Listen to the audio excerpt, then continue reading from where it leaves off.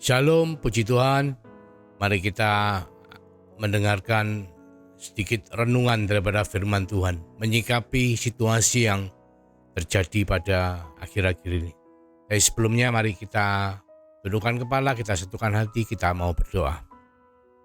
Tuhan Yesus, terima kasih untuk anugerah-Mu, untuk berkat-Mu, untuk semua yang telah Kau sediakan dalam kehidupan setiap daripada kami. Karena kami tahu dan kami sadar bahwa keberadaan kami hanyalah karena anugerah-Mu semata-mata.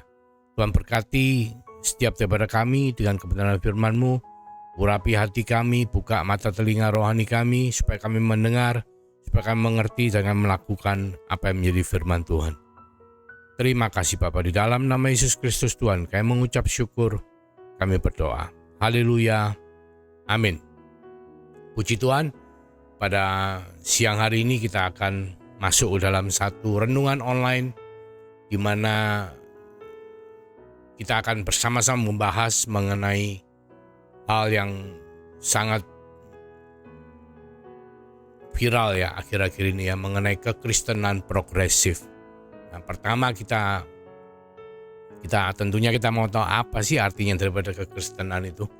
Kekristenan itu sebetulnya adalah konsep daripada seorang Kristen yang mengalami satu masa dari awal sampai kepada hari ini. Jadi itu kekristenan. Nah, dikatakan progresif seharusnya berartikan bahwa kekristenan orang tersebut mengalami satu pertumbuhan, mengalami satu perkembangan yang berjalan dengan seiringnya waktu. Itu yang mungkin saudara dan saya setuju bahwa kekristenan progresif itu artinya seperti itu. Tapi yang dibicarakan di luaran akhir-akhir ini mungkin akan jauh ya daripada arti itu.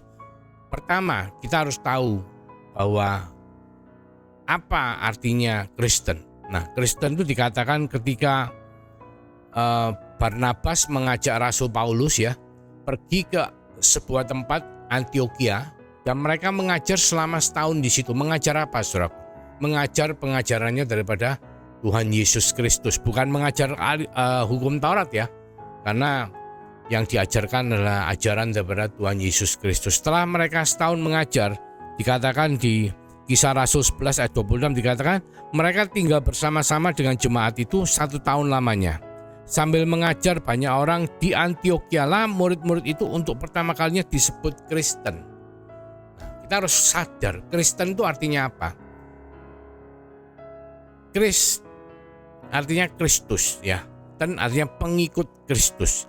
Jadi orang-orang yang mengikuti ajaran Kristen itu dikatakan mengikuti Kristus. Bukan hanya sekedar mengikuti ajaran, tapi mengikut sosok pribadi yang dinamakan Kristus. Ya, jadi Kristen adalah orang-orang yang mengikut Kristus dengan dasar apa? Dengan dasar iman, percaya kepada Tuhan Yesus sebagai Raja dan Juru Selamat. Dan oleh karena iman itulah maka mereka disebut sebagai orang Kristen. Nah, ini kita harus setuju saudara, bahwa Kristen itu adalah orang-orang yang beriman ya kepada Kristus sebagai Tuhan dan Juru Selamat, penebus mereka, pendamai mereka dengan Allah Bapa. Maka mereka disebut sebagai Kristen, orang-orang yang mengikut Kristus. Nah, kekristenan itu adalah perjalanan daripada orang-orang Kristen tersebut dalam perjalanan mereka mengikuti Kristus. Jadi kalau mereka tidak mengikut Kristus, mereka tidak layak untuk disebut Kristen. Dalam arti banyak orang hanya sekedar pergi ke gereja dan menamakan diri mereka sebagai Kristen. Tapi sebetulnya kita harus tahu yang dimaksud dengan Kristen itu apa.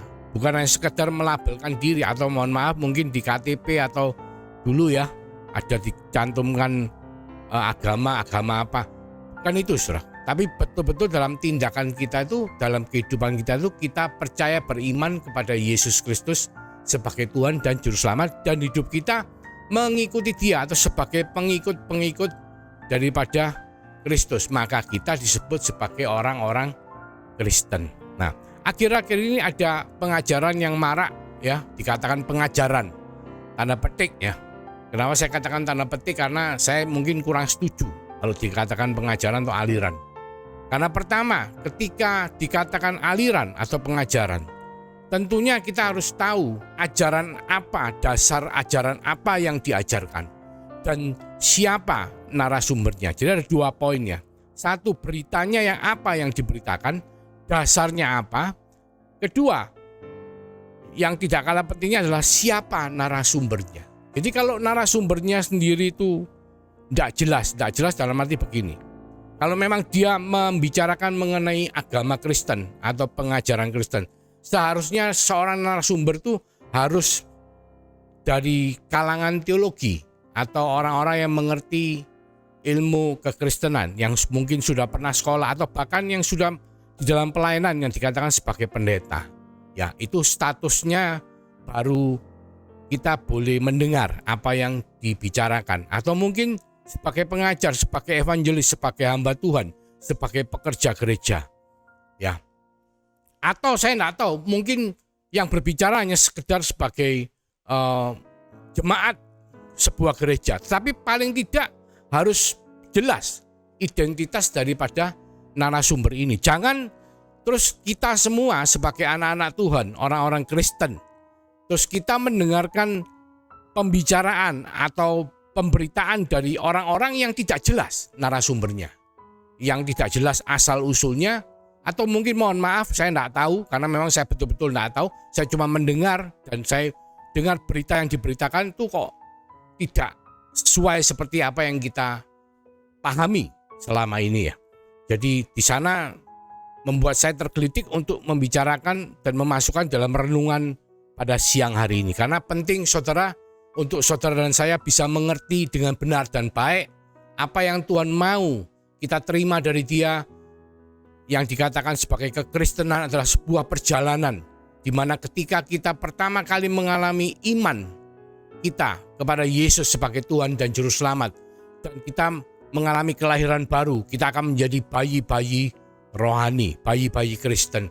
Dan Tuhan tidak cuma senang membiarkan kita menjadi bayi, tapi Tuhan ingin membuat kita bertumbuh dari seorang bayi, bertumbuh menjadi anak-anak, menjadi seorang hamba ya, menjadi remaja, dewasa, bahkan akhirnya kita semua dipersiapkan oleh Tuhan untuk menjadi mempelai-mempelai Kristus. Itu adalah yang dikatakan kekristenan yang progresif. Jadi kita dari bayi lahir baru, kita dipersiapkan untuk menjadi mempelai-mempelai Kristus. Itu adalah kekristenan yang progresif. Tetapi yang dibicarakan di luar, yang dikatakan bahwa banyak poin yang dikatakan mungkin tidak tepat ya, dikatakan bahwa kita menyembah Alkitab. Kita tidak pernah menyembah Alkitab ya. Ini Alkitab ya. Ini juga saya katakan Alkitab meskipun cuma sebuah HP. Tapi kita tidak pernah menyembah Alkitab. Tapi kita belajar untuk mengenal Tuhan kita. Kita belajar untuk menyembah Tuhan kita dengan dasar dari apa yang telah ditulis di dalam Alkitab. Jadi bukan cuma sembarangan saja kita percaya, kita menjalani kekristenan kita. Tapi semua itu ada dasarnya.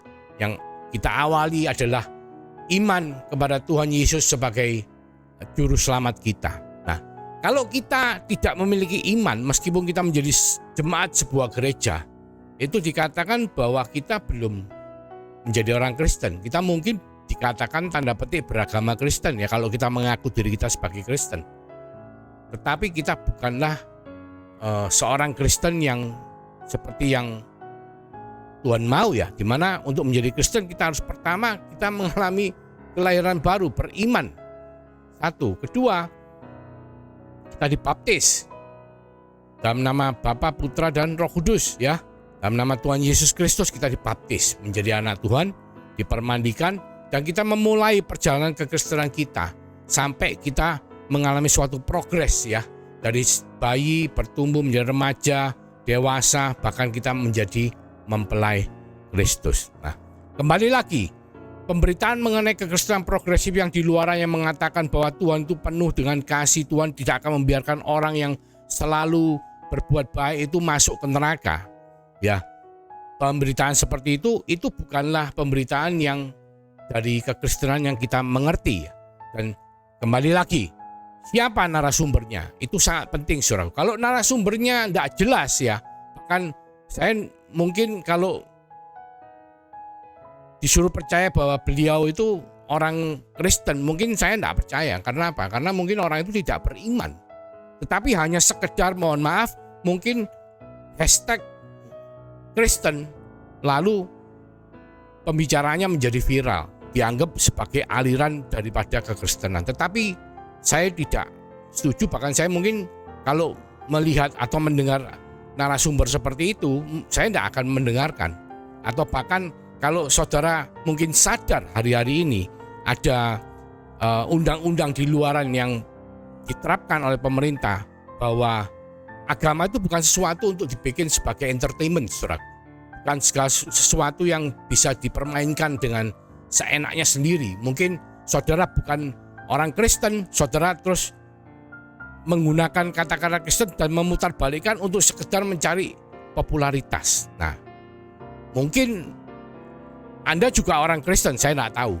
Tapi yang jelas kalau orang Kristen yang benar, Anda tentunya punya identitas, punya asal-usul yang jelas. Dari gereja mana, sebagai hamba Tuhan di mana, ataupun sebagai pengajar di mana, atau saudara pernah belajar teologi di mana. Karena itu sangat penting untuk kita semua agar supaya tidak terjadi kegaduhan, agar supaya tidak terjadi hal-hal yang Tuhan tidak inginkan terjadi ya. Dikatakan Matius 18 ayat 6, tetapi barang siapa menyesatkan salah satu dari anak-anak kecil ini yang percaya kepadaku, lebih baik baginya jika sebuah batu kilangan diikatkan pada lehernya lalu ia ditenggelamkan ke dalam laut. Celakalah dunia dengan segala penyesatannya. Memang penyesatan harus ada, tetapi celakalah orang yang mengadakannya. Jadi jangan kita main-main dengan firman Tuhan, jangan kita main-main dengan kepercayaan atau iman daripada saudara-saudara yang kita yang lainnya. Jadi kalau Anda memang Kristen, Anda hati-hati dengan apa yang Anda bagikan. Kalau Anda bukan Kristen, Anda juga hati-hati karena ada undang-undang yang mengatur segala sesuatunya, karena kita hidup di negara hukum. Jadi saudara sekalian, siang hari ini kita mau sama-sama merenungkan diri kita sendiri, merenungkan apa yang kita dengar, merenungkan apa yang menjadi kebenaran daripada firman Tuhan. Saudara boleh tidak percaya firman Tuhan, tapi saudara juga tidak boleh untuk memberitakan hal-hal yang tidak benar mengenai firman Tuhan. Terima kasih Tuhan untuk renungan pada siang hari ini. Terima kasih untuk pengertian yang boleh kami terima. Berkati hati kami untuk bisa menerima apa yang menjadi kebenaran yang daripadamu. Dan berkati hati kami untuk bisa menolak apa yang menjadi hal-hal yang tidak benar yang ada di luar sana. Terima kasih Tuhan. Biarlah berkat daripada Allah Bapa melalui kasih karunia daripada Tuhan Yesus Kristus yang telah memberikan Roh Kudus, mengurapi setiap daripada kita untuk melindungi kita, menolong kita, menghibur kita, menuntun kita. Mulai dari hari ini sampai Tuhan datang yang kedua kalinya, bahkan sampai Maranatha. Di dalam nama Tuhan Yesus Kristus, kami mengucap syukur. Haleluya. Amin. Tuhan Yesus memberkati.